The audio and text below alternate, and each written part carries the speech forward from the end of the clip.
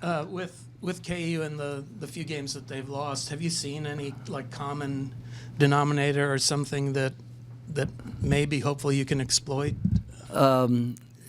If I have, I wouldn't tell you because then they would know. But the common denominator is everybody they've played been really, really good, and they haven't lost any bad teams, and they're continuing to get better every time you watch them play, and so.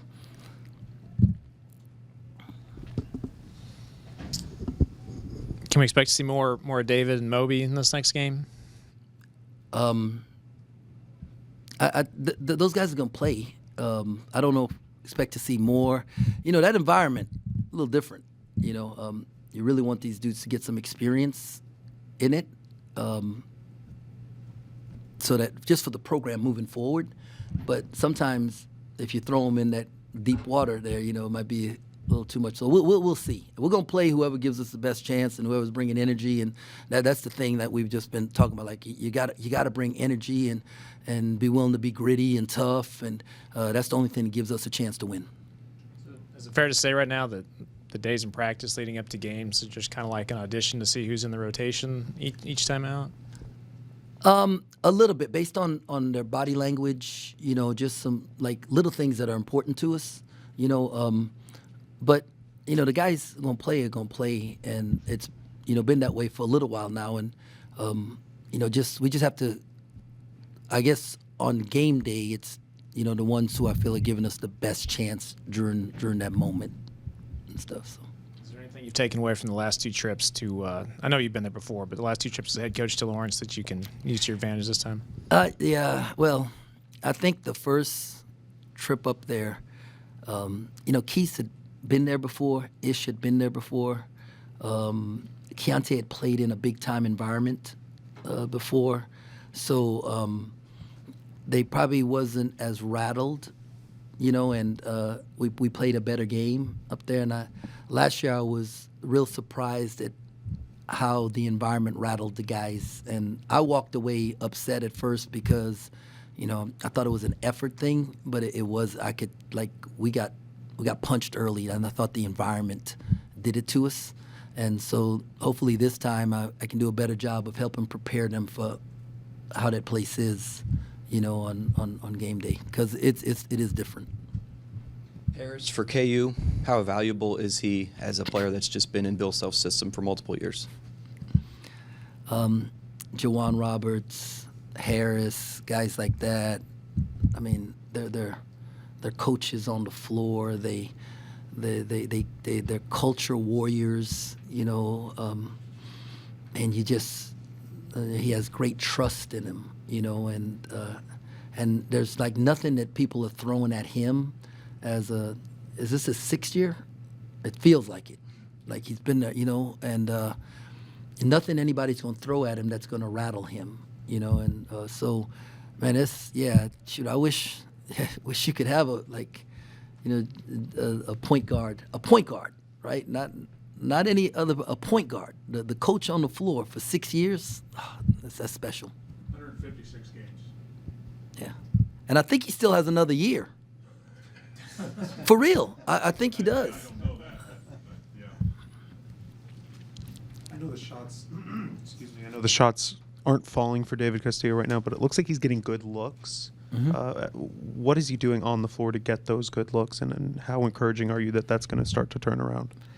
Well, they're good looks, but there's still teams are still contesting it because they know that he's a good shooter and a good scorer, and so what's he doing to get him? I think like some other guys are drawing two defenders, and he happens to be the one more, and I'm proud of him that he's confident to rise up and shoot it, and want him to continue to do that.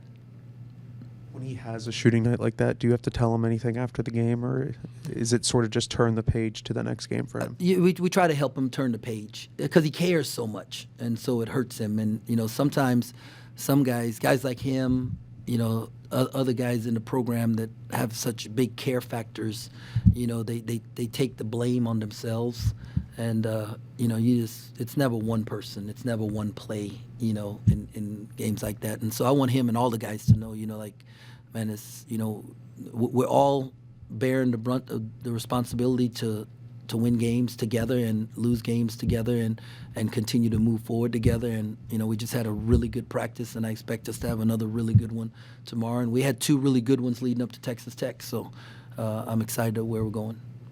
KU has one of the better defenses in college basketball in terms of not allowing a lot of points and not allowing good looks. Yeah. What do they do on defense that sort of makes it a challenge?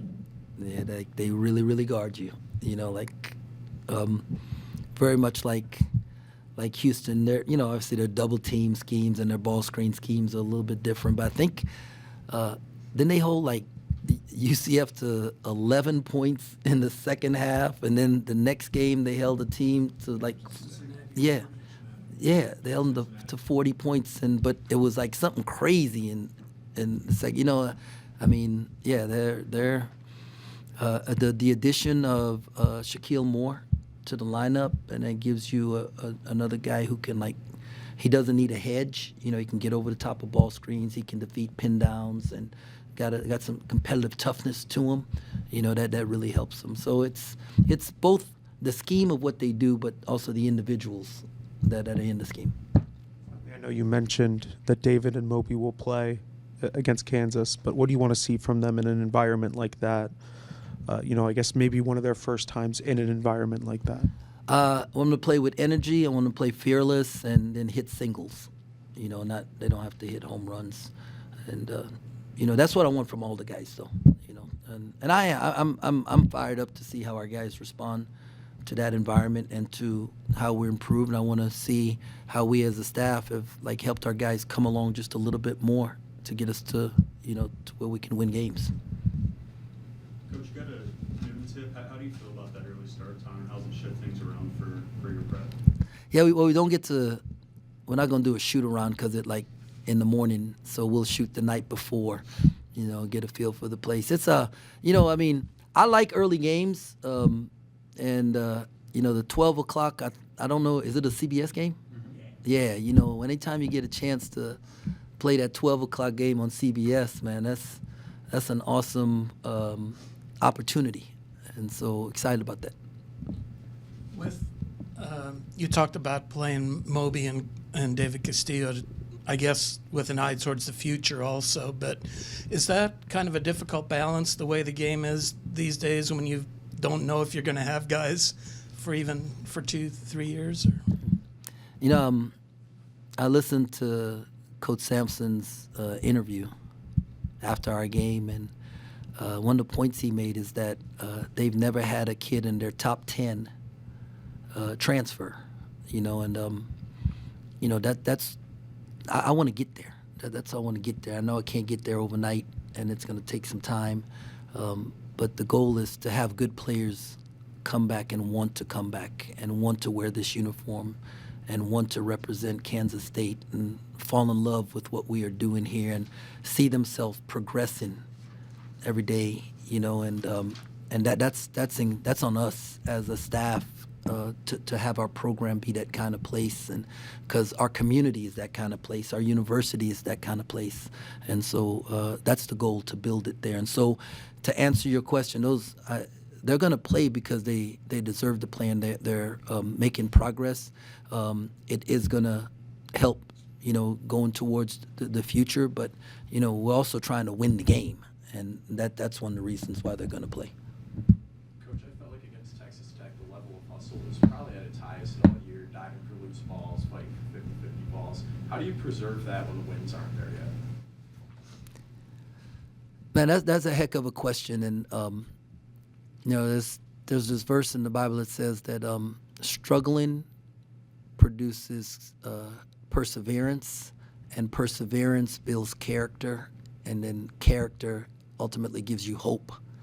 And so the struggles that we're going through, we have guys who have perseverance, right? They're relentless. They don't give up. They keep fighting, and that that relentlessness, that perseverance is producing character in their life, and that character Character is what you are when nobody's looking, right? And so when nobody's looking, the lights aren't on, they're in the gym and they're working. And I just tell you, we just had probably our best practice of the year because we've got guys with character, right? And then that character through the struggle, the building perseverance is what ultimately gives us hope that we're going to get this thing going in the right direction. And bouncing off of that, having guys with character, Coleman, Max, some of the vets have been playing their best basketball of the year really these last couple of weeks. What message do you think they've been sending to the younger guys as a result? Well, I mean, you got. I feel Doug has been playing great basketball, and he's been, terrific in practice. And it's not just those guys. And the message is that, man, this thing is not easy, right? If it was easy, everybody would do it. These dudes are in the 1% of the country of basketball players, right? And to play at this level. And so it's not easy, and it's a grind, and you have to embrace the grind. And the way they come to work every day, and the way we learn to handle different things that are thrown at us, and the examples they set, it's sending a message that this is who we're going to be about and what we're about. In regards to talking about, following the Kelvin Sampson Houston model, how quickly, or have you talked about, emphasizing more high school recruiting moving forward with that in mind?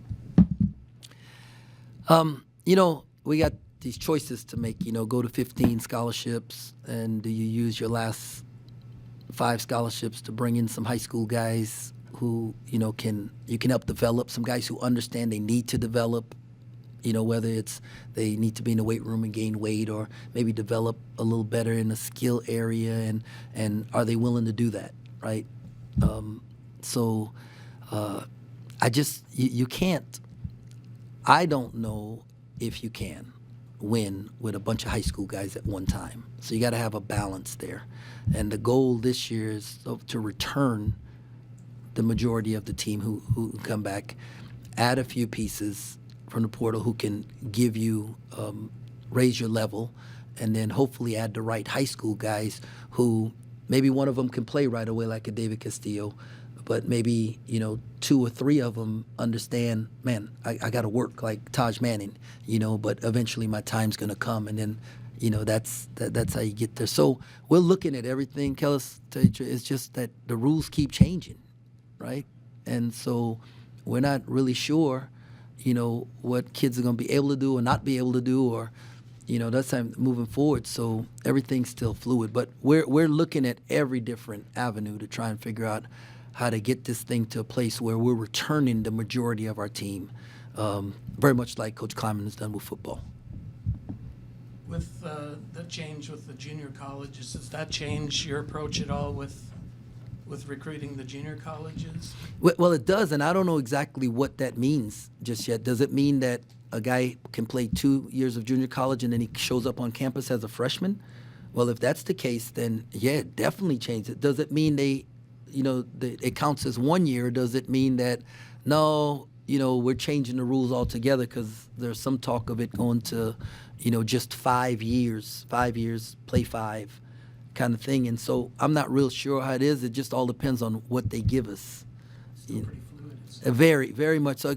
Chris, our compliance officer, I mean, he tells me all the time, he said, Coach, I wish I could give you more direction, but we don't have it just yet, and we'll just, as soon as we find out, we'll let you know.